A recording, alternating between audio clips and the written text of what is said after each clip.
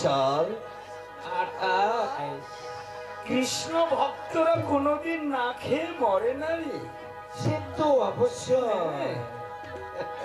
যিনি ব্রহ্মাণ্ডের মালিক এইবারে মরিব, তার সন্তান কোনোদিন না খেয়ে মরে? মরে না।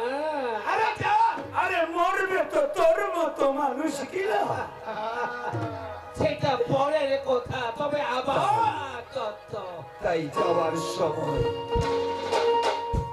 যাওয়ার সময় দু চারটা কথায় অবশ্যই কয়া যাও। সময় তো এখন। আমার গোবিন্দ বলেছেন, আমার চৈতন্য মহাপ্রভু বলেছেন, চৈতন্য চরিতামৃতের পাতা খুলে যদি দেখে তাহলে চৈতন্য মহাপ্রভু কয়া গেছে, আমি দুইটা জিনিসকে বরদাস্ত করি না। সেটা কে কে? আমি সব পাপীদের উদ্ধার করি, একটা পাপীকে উদ্ধার করি না।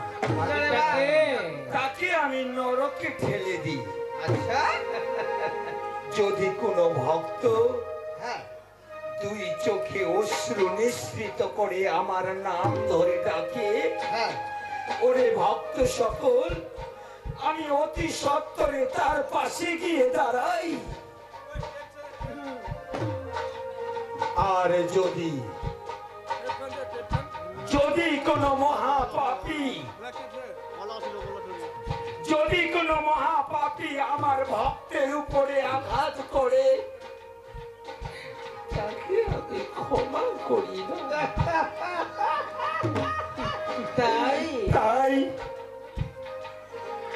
তাই তো ভগবান আমার, ভগবান শ্রী হরি বিষ্ণু আমার প্রতি যুগে যুগে তিনি অবতার হয়েছেন। গীতার ৪র্থ অধ্যায়ে লিখে গেছেন, যদা যদা হি ধর্মস্য গ্লানির্ভবতি ভারতে অভ্যুত্থানম তদা শিতনম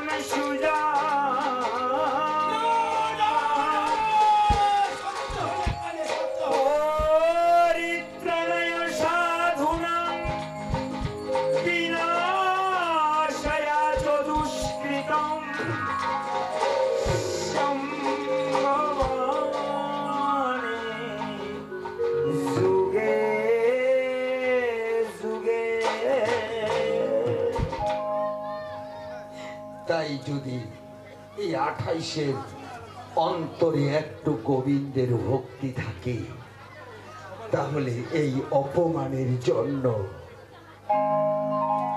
শেষ দিনে মুক্তির কামনার জন্য ওরে 28 বলে ঘুরে বেড়াবেন, কিন্তু 28-এ দর্শন পাবেন। ভগবান একটা কিছু উপায় করবে, চলে আসো। যাওয়ার আগে আমার কৃষ্ণ ভক্ত মায়েরা,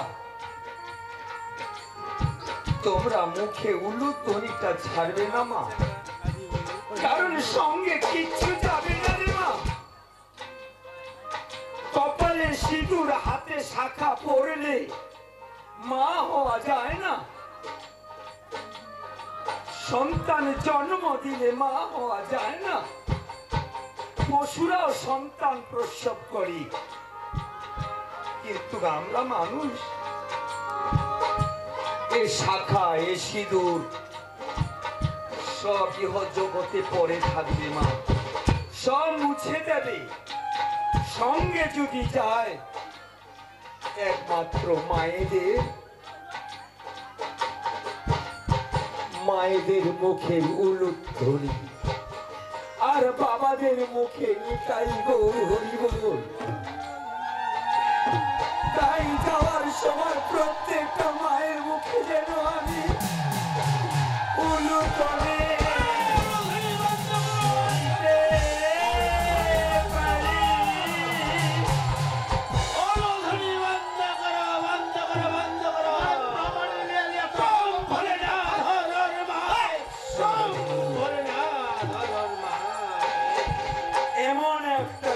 সময় আসবে সেদিনে 28-এর কাছে ছুটে আসবে। যদি ধর্ম থাকে, যদি সত্য থাকে, সেদিনে 28 ছাড়া ইহ জগতে কাউ উদ্ধার করিবা পারি না।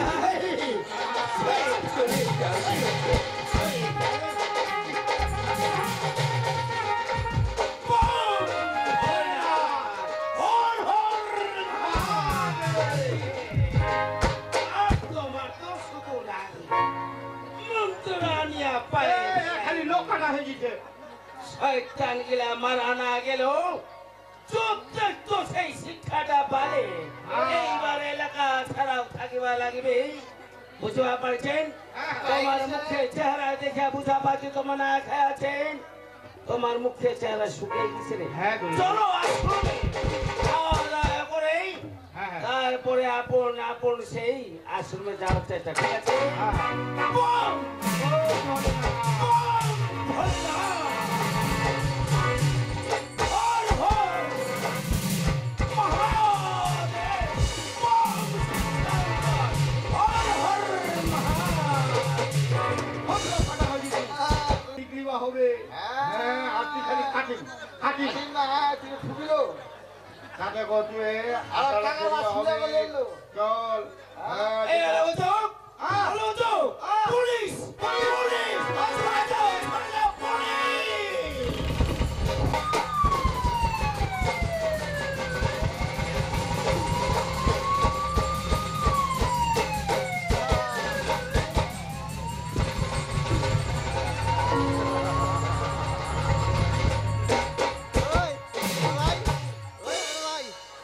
দুটা রাউন্ড গুলি করলাম। এটা কিন্তু বলতে পারলাম না, বিশাল কাজ দিয়ে। তবে অন্ধকারে জঙ্গলের মধ্যে ঢুকিয়ে গেল। তবে এখানে আসার সাথে সাথে আমি এই এলাকার মধ্যে বলছি। তবে আপনি কিছু বলতে পারবেন বিশাল ঠাকুর সম্বন্ধে? হ্যাঁ স্যার, বিশাল ঠাকুর তিনি একজন সমাজের কুখ্যাত সন্তান। আচ্ছা তিনি স্যার অবৈধ কারণে অনেক কিছু স্যার কাজ করেন। আচ্ছা আচ্ছা এরকম যেমন স্যার নারী পাচার, অস্ত্র পাচার, নারী নারী ধর্ষণ। শিশু পাচার। ঠিক আছে, আমি আসার সাথে সাথে খবর নিয়েছি বিশাল ঠাকুর দিনের বেলা কিন্তু সন্ন্যাসী রূপে ঘুরে বেড়ায়, আর রাত্রের বেলায় সে আসল কাজটা শুরু করে দেয়। যেরকম বললেন যে নারী পাচার, শিশু পাচার, নারী ধর্ষণ, এবং কি সে কিন্তু অস্ত্র শস্ত্র কিন্তু সে বিদেশে পাচার করে। হ্যাঁ স্যার, হ্যাঁ তবে জানেন তার 3খানা ঘাঁটি আছে, হ্যাঁ স্যার। বলতে পারবেন কোথায় কোথায়? স্যার, ওই যে বোদাগঞ্জ, আচ্ছা জলদাপাড়া, আচ্ছা আত্রা, সাত ভাই টঙ্কা। হ্যাঁ, 7 ভাই টুকুর একটা আছে, গোদাম এখনো পিঠে আছে। তবে এখানে আমাকে বিশেষ কারণে পাঠানো হয়েছে ট্রান্সফার করে। কেন জানেন? বিশাল ঠাকুরকে ধরার জন্য। হ্যাঁ স্যার, আর বিশাল ঠাকুরের 2টা শিষ্য আছে, হ্যাঁ স্যার, সেটা জানেন? হ্যাঁ স্যার। চঙ্গু আর মঙ্গু। বিশাল বিশাল ঠাকুর 2টা শিষ্য আছে, চঙ্গার মর্মু। আর বিশাল ঠাকুরের কিন্তু ডান হাত আর বাঁ হাত। আর বিশাল ঠাকুরের বিদেশেও লেনদেন আছে, যেমন ভুটান, বাংলাদেশ, নেপাল। তারপরে যত রকমের নেশা জাতীয় জিনিস আছে সে কিন্তু পাচার করে কিন্তু। হ্যাঁ স্যার, হ্যাঁ স্যার। তবে আপনি তো কিছুই বলতে পারছেন না, এলাকাতে বড় বাবু ছিল, সে কেন বিশাল ঠাকুরকে ধরতে পারেনি? স্যার, স্যার উনি অনেক চেষ্টা করেছিলেন স্যার। আচ্ছা, কিন্তু স্যার ওই স্যার ভয়ে স্যার তখন খুব ভয়ে বিশাল ঠাকুরকে ধরতে পারেনি, তাই তো? হ্যাঁ। অন্য জায়গায় ট্রান্সফার নিয়ে নিয়েছেন। হ্যাঁ। বাহ, খুব ভালো। আমরা যে পুলিশের চাকরিটা করি কিসের জন্য? মানুষের সুরক্ষার জন্য, মানুষের পাশে থাকবো। আমরা ভয় করার জন্য এই পুলিশের চাকরিতে জয়েন করিনি। তাই আমরা শুধু যে মাইনা গেলে যে আমরা স্যালারিটা নেবো তা না, কিন্তু আমাদের পরিষেবা দিতে হবে জনসাধারণকে। তবে আমি এখানে এসে গেছি, বিশাল ঠাকুরকে আমি ধরবই, যত রকম যত চেষ্টাই করে হোক না কেন।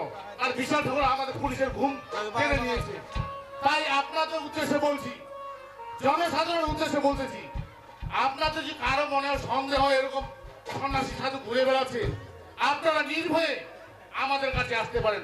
আমি কথা দিচ্ছি আপনাদেরকে, বিশাল ঠাকুরকে আমি ধরবো, যত বড় ক্রিমিনাল হোক। তবে আপনারা সবাই সাবধান থাকবেন। আর একটা কথা হচ্ছে, প্রশাসনের তরফ থেকে বিশাল ঠাকুরের মাথার দাম 3 লক্ষ টাকা ঘোষণা করা হয়েছে। যদি কোনো ব্যক্তি তার সন্ধান দিতে পারেন, তাকে আমরা পুরস্কৃত করিব 3 লক্ষ টাকা দিয়ে। আর আপনারা ভয় করবেন না, ভয় একদম করবেন না, পুলিশ আপনাদের পাশে আছে, পাশে থাকলে পুলিশের উপর ভরসা রাখুন। চলুন তাহলে আমরা আরো একটু অন্য জায়গায় ঘুরে দেখি বিশাল রাউন্ডের মধ্যে বাড়ি গিয়ে চলুন।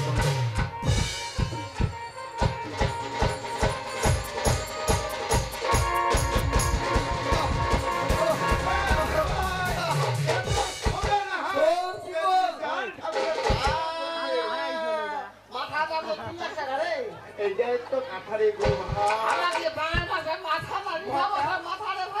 আমার 3 লাখ টাকা দাম।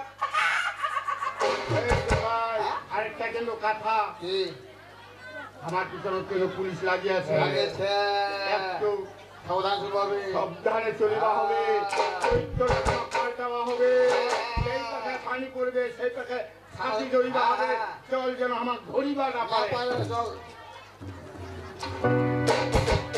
ভাই মোর নাম আটা খোয়া, ভাইয়ের নাম গেছা ঘেমা। এই তো মুশকিল, দুই ভাইয়ের নাম শুনিলেই শুধু জনগণের হাসি আর হাসি।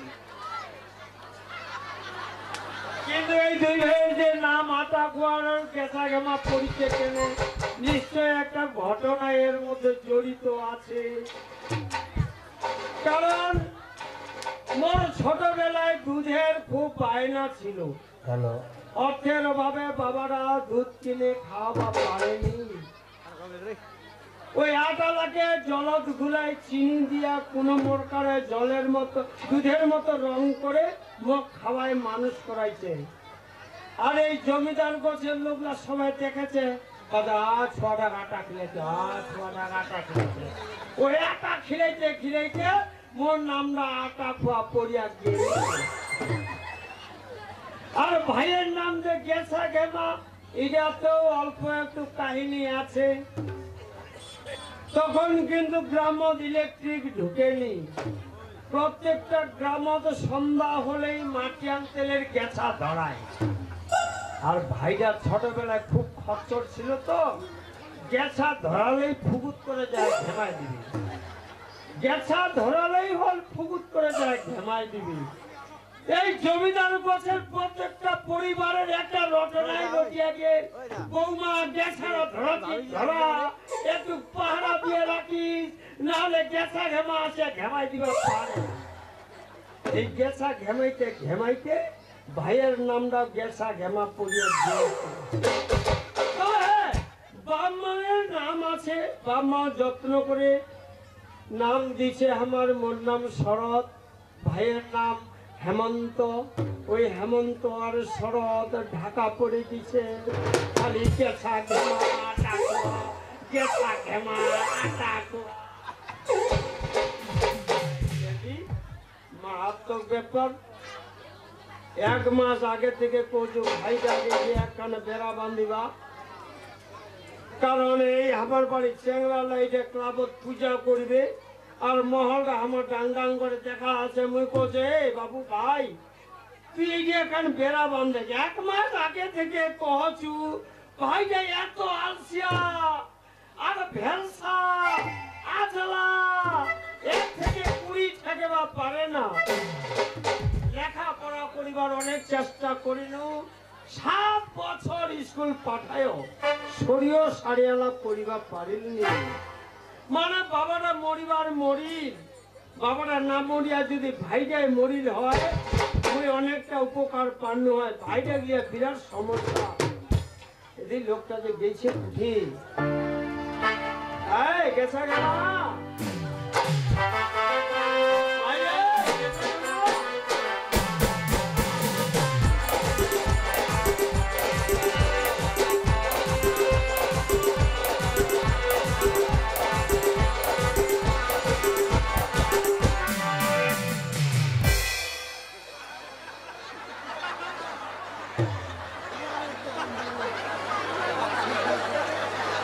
বাইরে